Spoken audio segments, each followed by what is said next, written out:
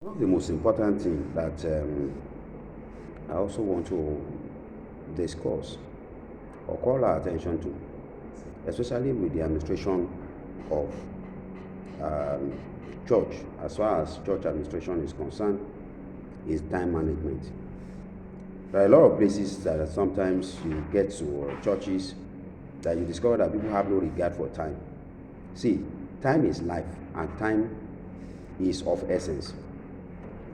And that's the reason why, for those who have the understanding and respect for human time, they will agree with me that truly, when people come for program, every program should be timed.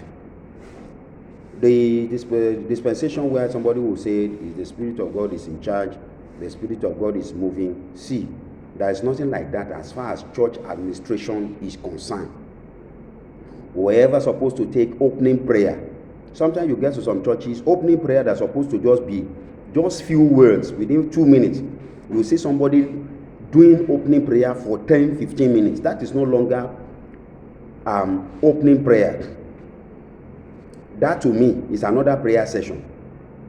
And that's why you discover that there are some certain cadres of individuals that will never be privileged to minister in some places. Because if you find yourself, I had the opportunity of being invited to a place where homiletically everything there is structured and time is allotted. See, every program has time, bound. Every program has time allotted to them.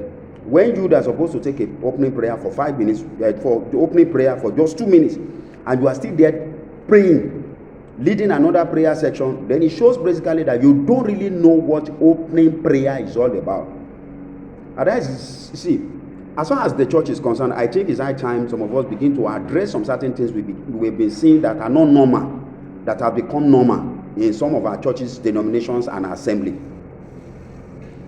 When you are called to do opening prayer is opening prayer. Open the service and leave the place for whoever will be taking another thing. And if you are called to lead praise worship, my friend, praise worship is not the time for you to come. Like sometimes we see some individual, time for them to lead, to take a prayer session. You will now see them, they will just take one or two, and then they will now be saying, I prophesy in the name. Are you a prophet? Are you a prophetess or a prophet? Is that what they call you to come and do? You are called to lead people into praise and worship.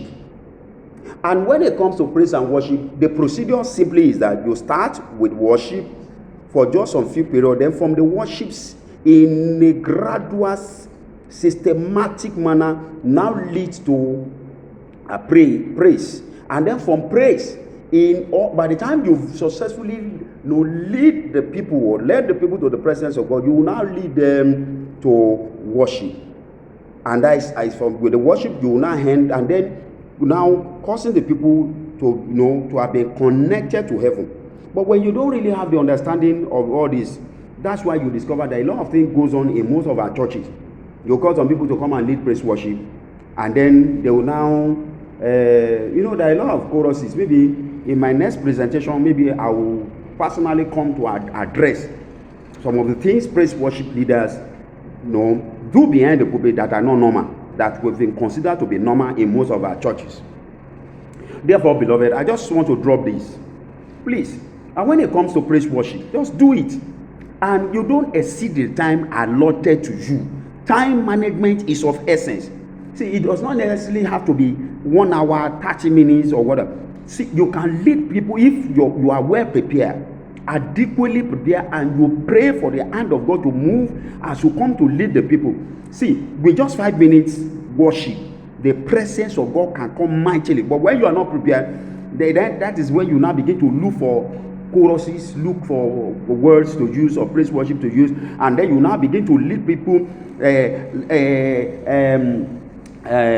locomotively, thinking that by the time you lead them locomotively, then something will happen. That's why you discover that when last have we had thus hear the Spirit of God in most of the worship session, in most of our churches? The reason is because most of our praise worship leaders, they've been disconnected. They don't really even know their responsibility. They don't really even know what is expected of them. Majority of them, they don't even have a time. They don't have a private time with God. No altar time. No time for them to go and seek the face of God for His hand as they come to lead the people of God. And then aside from that, sometimes you have some individual, they will ask them to come and lead the prayer section. Sometimes in some churches it could be 5 minutes, sometimes it could be 10 minutes.